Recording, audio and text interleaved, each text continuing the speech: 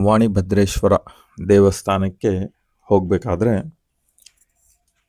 ಒಂದು ಸುಂದರವಾಗಿರುವಂಥ ಗುಹೆ ಇದೆ. ಬಹಳ ಚೆನ್ನಾಗಿರುವಂಥ ಗುಹೆ ಇದೆ. ಆ ಗುಹೆಯಲ್ಲಿ ನಮಗೆ ಈ ಗುಹಾ ಚಿತ್ರಗಳು ಸ್ಪಷ್ಟವಾಗಿ ಕಾಣ್ತವೆ. ಇದೇ ಗುಹೆ.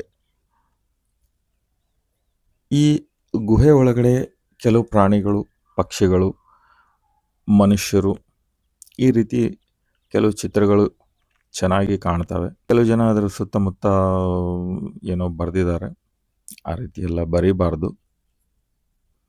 ಮತ್ತು ಇಲ್ಲಿ ಇದು ಪುರಾತತ್ವ ಇಲಾಖೆಗೆ ಬಹುಶಃ ಸಂಬಂಧಪಟ್ಟಿರುವಂತಹ ಈ ಗುಹಾ ಚಿತ್ರಗಳು.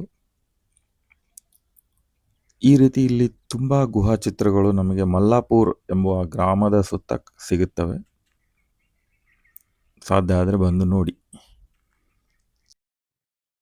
ಧನ್ಯವಾದ.